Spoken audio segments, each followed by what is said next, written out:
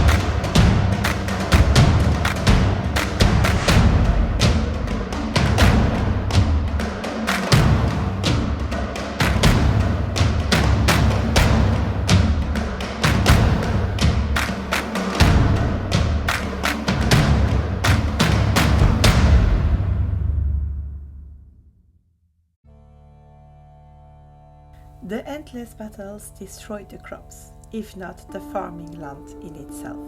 Famine will soon arrive. The conflict is going on for a long time, and both populations are praying to the gods to put an end to it.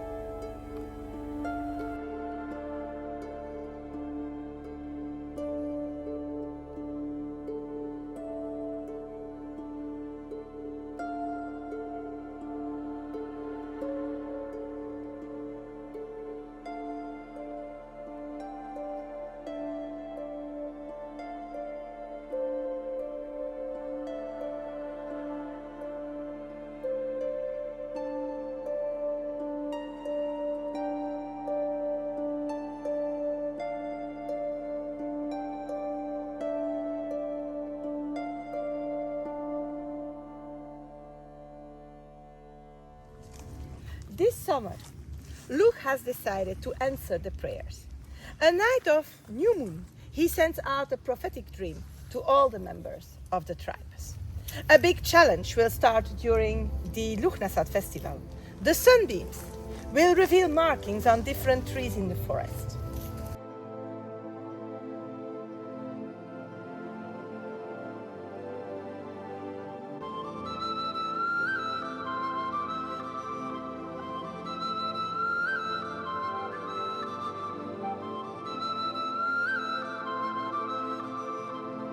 They'll invite all to meditate on the symbolic of the marked trees.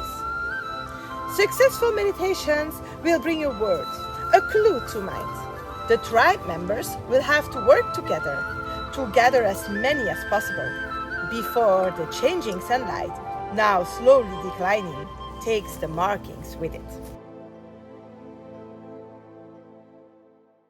The words and clues will need to be puzzled together to form the only prayer the gods want to hear. The first tribe to recite it just after the full moon celebrations following Lugnasad will be granted ownership of the Wanhériffe forest. The goddess Ceridwen thought that Luke's idea was a little bit too strict. So she decided that during the full moon festival, she would grant the inspiration of the word or clue, even if the symbol on the tree had already disappeared. But there is one rule to that. The book must be read during the full moon celebrations only. And two very brave tribe druids took up this channel and started to gather the members of the different tribes. For the Aduatusi, we have Clio from Bemused Bookworm. And at the side of the controversy, it is Louise from Louise's and Fox and Fairy Tales that is gathering all the members of her tribe to participate. So you want to commit to one of the tribes to help them out with these meditations? You can use for that the sign-up form that is in the description box, or that's also available in our Discord. Talking about Discord, that one is also linked down below, and for this readathon you will have to use it.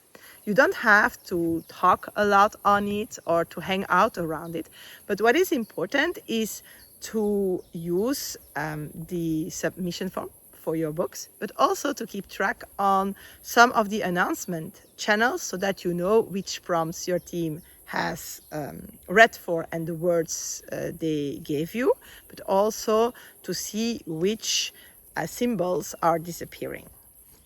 But let's start at the beginning. You have signed up, you have joined the Discord, and we are August 1st.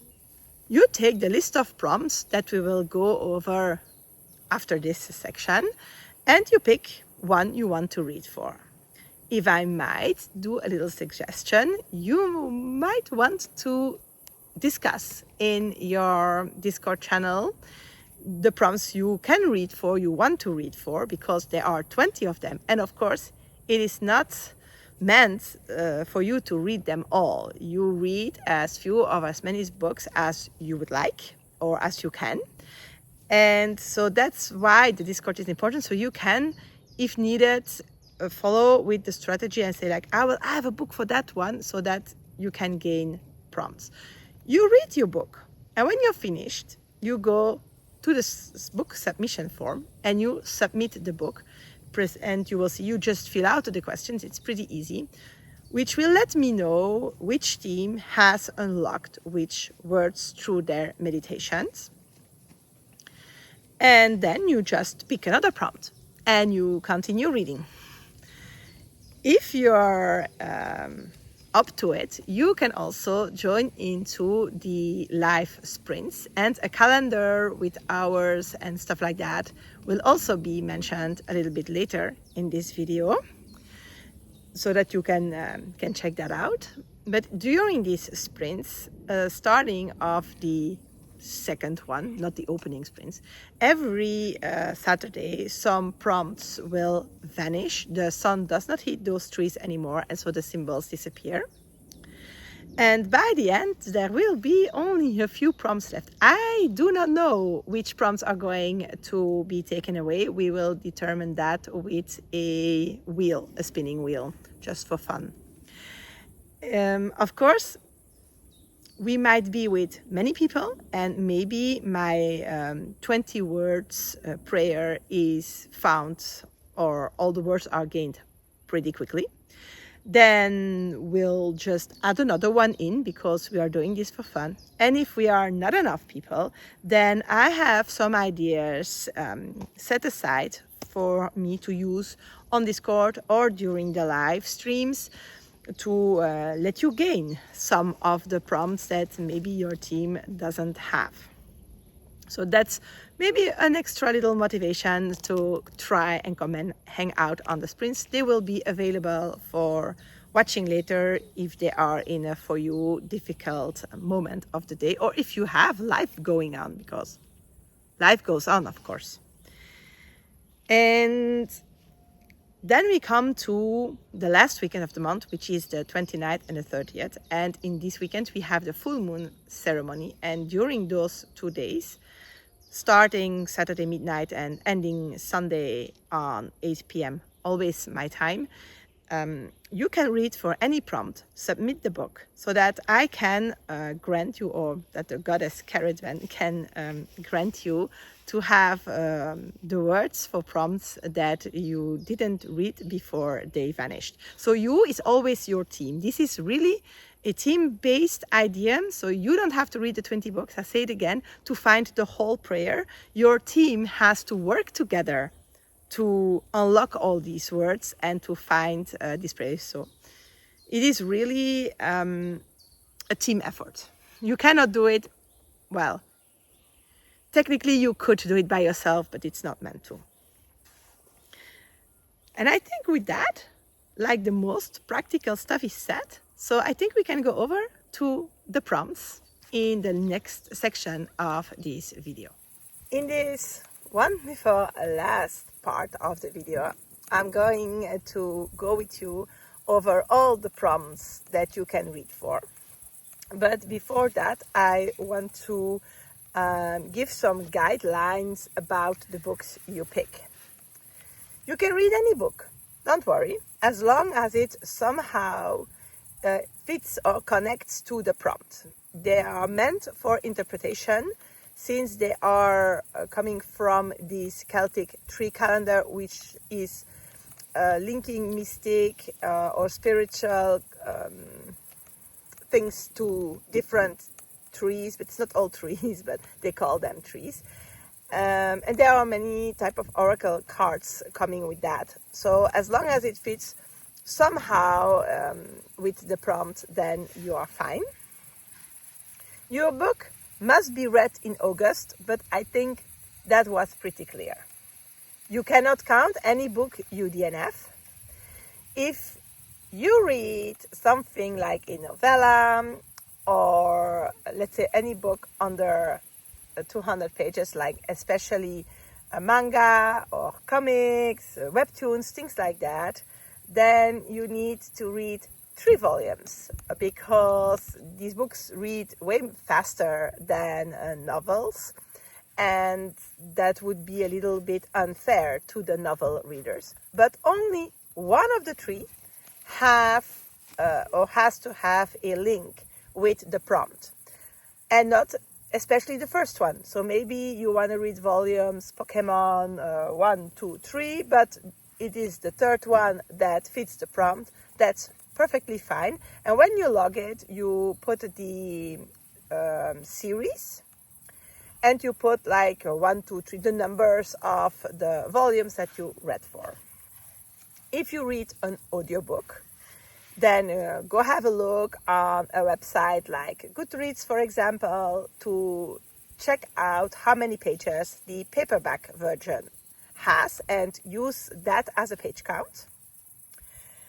If your audiobook has no physical book, then go browse your audiobooks, find one that has like approximately the same time, let's say the same hour span, the minutes can differ, and go check the page count for that book and just use that as a number, because I know there are audiobooks that do not have physical books, but I don't want to limit your reading. The idea is to have some ideas to choose the books you're going to read, and that must be books that you want to read.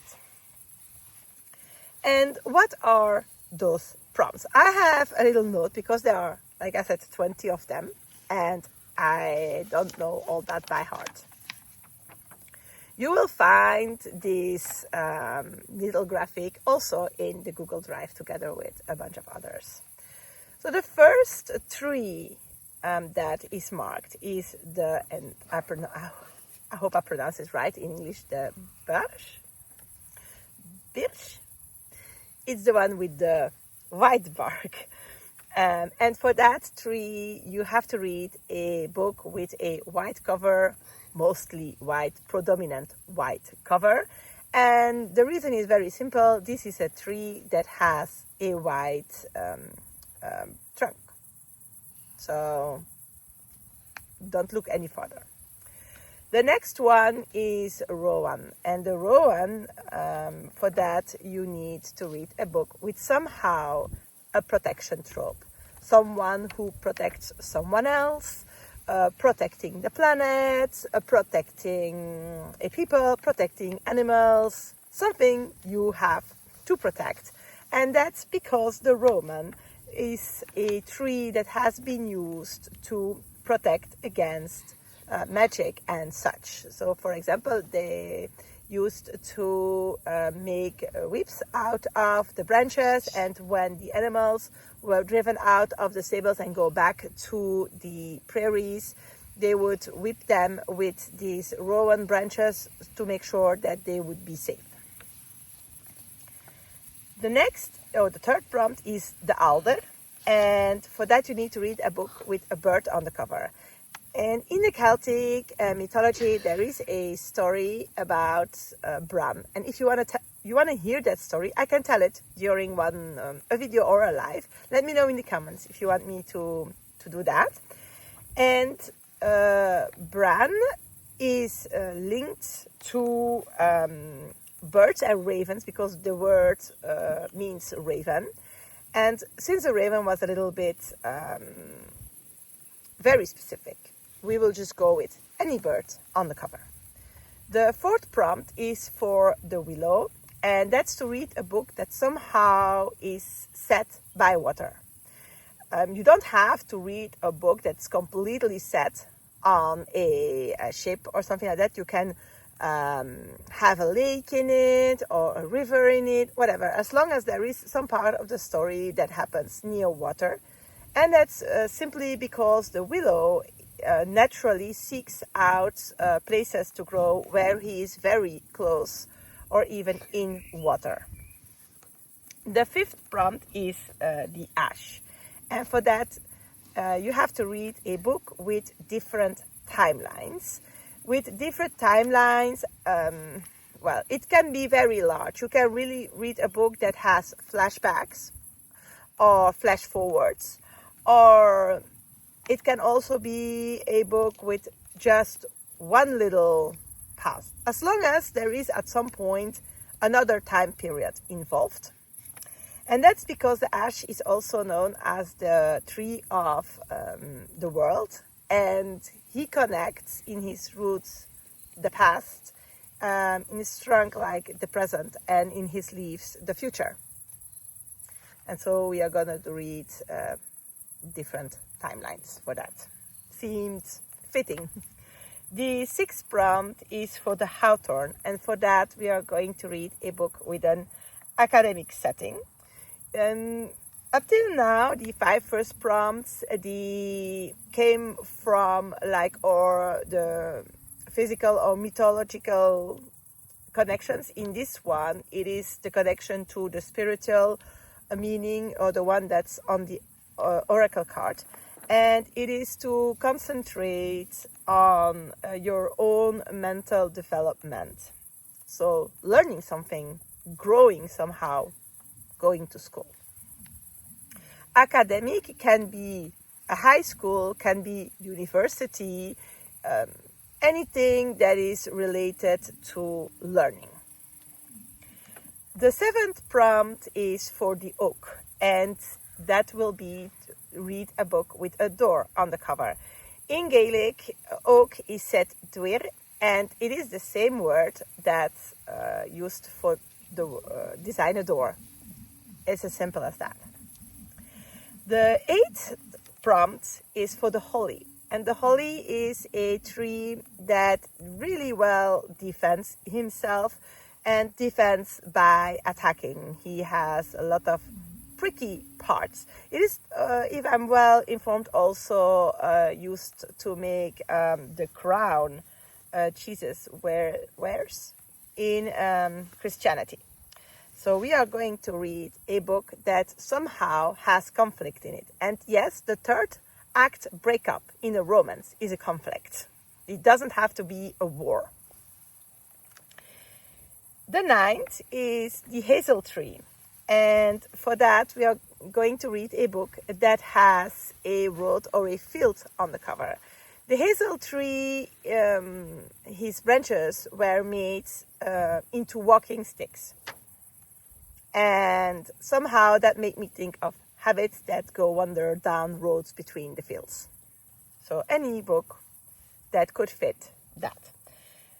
10th, we are already at the half of these prompts, is the apple tree. And in many myths and stories, the apple is a symbol for a choice that you have to make. So in the book you're going to read, the main character has somehow to make a choice. And it can be right in the start and be the choice that set off whole the story. We would maybe not stretch it to the character has going to the restaurant and have to decide if they're going to have a veggie food or maybe a burger. Only that if it is very important to the story. A choice that impacts the story of the book. 11, that would be the vine. And the vine is linked to the harvest and the harvest festival, which is Lugnasat. And so we are going to read a book that somehow has a crop or a fruit on the cover. As long as it is something that is coming from a field or from a tree, it is okay. 12 is the ivy. And the ivy is linked spiritually to trying to find yourself, who you are. And so we are going to read a book in which the character or the storyline is that we are going for on the lookout for something. But in this case, it can also be a treasure, a lost relative, maybe themselves, a spouse. Anything as long as we are searching for something. Next up is reed. A reed is looking like an arrow, and the symbolism of it is that it's like an arrow that you just make go somewhere, and that stands for trying to find like a profound truth, something existential. So we are going to read a book in which we are trying to find out the truth. That can be a mystery, that can be a non-fiction about some subject, as long as we are finding some truth in it. Blackthorn is a tree that is linked to the protection against witches, and also to Ceridwen, which is a goddess of death and winter, which is also often symbolized by the elder woman or the crone. So for this book, this prompt, we need a book or with an older character, let's say above 50, because I do want to feel old at 44, or a witch. So the witch doesn't have to be old. A witch or a character over 50, or that in the story is depicted as old, wise, something like that. Then we have the elder. And the elder is very much linked to Halloween. It is linked, or it links the worlds together. And so we are going to read a book with a creature from the other world. That can be fae, that can be someone coming from the sky, that basically can also be someone from another dimension, as long as this character is not from our world. Still 5 to go. The next one is the fir, and the fir stays green throughout all winter. So we are going to read a book with greenery on the cover. Anything that is a green plant, vines, leaves, something like that. Grass, for example, could also count. The 17th is the pitywin, and the pitywin flowers almost all year, even if the flowers change shape throughout the year. And so we are going to read a book with a flower on the cover. Next up is heather, and we are going to read a cozy book for that. This is a plant that we have here in winter. It's one of the only ones that give flowers. People plant them or set them in their houses, and for me that is linked to everything that's cozy. Then the one before last is the poplar, and the poplar is a tree that is said that it helps to face reality, that protects, and it is also linked to language. Let's read a book that scares us. Maybe a horror, maybe this thicker book that you don't want to read, maybe this book from an author you didn't like before. Anything of a book that scares you off a little bit. And then the last one, we made it, is yew. And yew is a tree or a plant that can live very old, up to over 1,000 years. So let's read an old book, one that is very old, an older edition, maybe the one that's the longest on your TBR. Somehow this book is old. So we went through all that. In the last little part of this video, I will go over the calendar with you, and I would just want to add, if you still have any questions on these prompts, next Saturday I will set out a pile of possibilities video. I will go over the 20 prompts again, and I will pick out one book that I might be reading for that prompt, and that will maybe inspire you or make the prompt more clear. If you have any questions, don't hesitate to ask them, like I said, in the Discord or under this video, and so I can answer this question directly to you, and maybe also in like a video or something, so that other people have this information. There is one last practical information that I want to share with you, and that is the calendar for this readathon. So as said, you will start the 1st of August and end the 31st. We will start at midnight and end at midnight in the CEST, yes, that's it, time zone. In the document that is in the Google Drive down below, you will find a time zone converter so that you can check out what time that would be for you. And we will be hosting sprints every Saturday. The 1st of August, the sprints will start at 2 p.m. my time. And that will be, of course, the opening sprints. Then we will have the 8th, the 15th, and the 22nd with evening sprints for me at 8 p.m. And then we have the full moon celebration that's going from the 29th until the 30th, each time from midnight. And the sprints will be the Saturday at 2 p.m. and the Sunday at noon. So that we have time to read, because all the submission forms need to be filled in before the 30th at what's for me 8 p.m.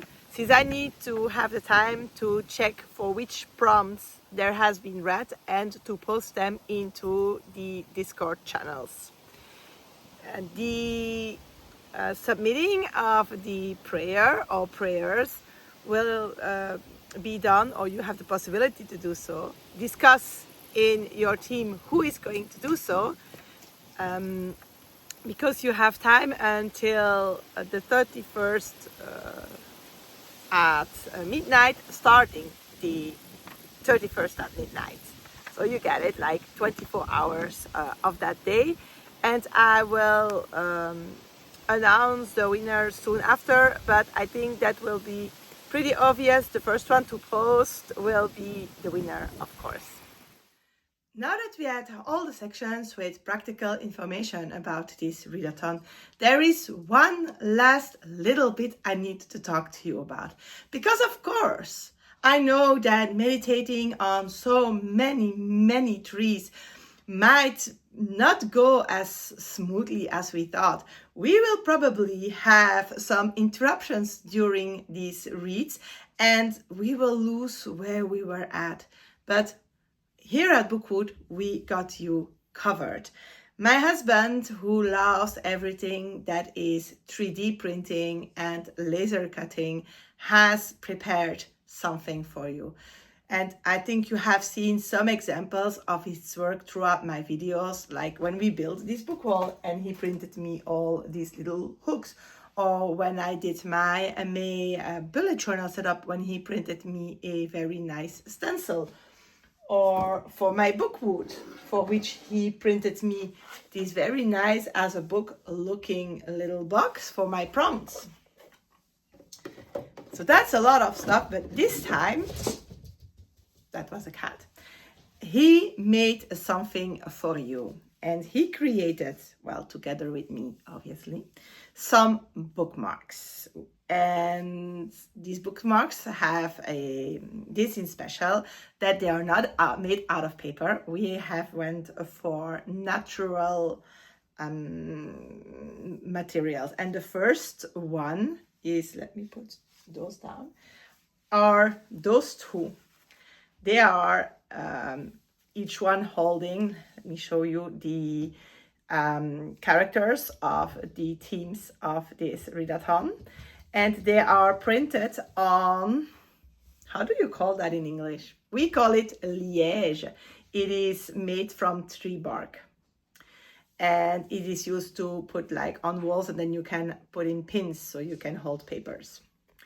And they are printed on a version that has some gold foil so that it looks like if there are some beams coming through the trees. And then the back of them is made out of wood, and the color of the wood may vary, and it just holds bookwood on it. And we have also this one, which has a deer, a stag on it, because, well, that's an animal I love, and for now you can see them, but I have them like all around. We have a little bookwood down there, and then again in the back is wood with bookwood on it. And we have one which is, we only have the deer, and here it is. And this is leather, real leather, and the origin is bovine, so it's cow leather. And we were able to buy this piece, which is a leftover from a factory that makes, I think it is, couches and stuff like that. And my husband, especially for you, has created an Etsy shop. I will link it down below. Normally it would be called BG Miniatures, and there you can buy these bookmarks. The wooden ones are at €5, and the ones in leather are at €6. And we will offer you some possibilities. So if you would like to have your team and a stack, for example, this combination, it would be €9 instead of 10. And if you take your team and the leather one, then that will be €10 instead of 11. You will have to take in account that the sending costs will be added to that. My husband is taking care of all that, so it's less my department. Also, we don't know how many people would be interested in those, so we do not have a huge stack pre-printed. So if you order them, there is a chance that they will be printed like right then for you, and so there might be some delivery time. Also keep in mind that we are in Europe, and if you are in another part of the world, that will also take some time for sending. So I hope you enjoyed those. And with that, I can say we reached the end of this video. I hope you enjoyed it because we had a lot of fun making it. I really wanted to bring in that little bit of storytelling at the start, which gives a little length to the video, but then I thought it was so much fun. I hope you have fun watching it, and I hope it made you want to participate in this readathon. So again, if you are interested, you will find a Google Drive down below that holds like a document that has all the information that I gave in this video. This document also has the link to the sign-up form, to the submitting form, I think. I'm not sure, but at least it will be in the Discord, and a link to the Discord. Don't hesitate to come hang around that one. It's very quiet because it exists for a little while now, but I've been quite on my own, so you're most welcome to join that one as well. And don't hesitate also to ask any questions. If you want to have more ideas for books, like I said, there will be a Pile of Possibilities video next week, normally on Saturday. We should catch up the delays in the videos. And then the week after that, there will be my TBR. And I will explain in that one how I will be reading in this readathon. And then we will have another video right after that is about the kids version of this readathon, because of course I still want to be a family reading channel.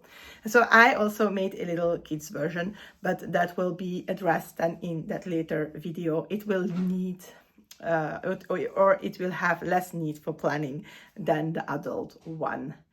If you want to be updated on all the videos, notified when they come out, please subscribe to this channel. You could head on notifications so you're sure not to miss anything. And if you would like other people to participate in this readathon, don't forget to like the video on your way out so that they can also discover it.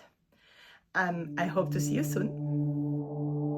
In the quiet of the night, I wander through the mist. Ancient stones whisper tales of time so distant. Moonlight dances on the water, stars above inside. A journey through the past where secrets softly sit.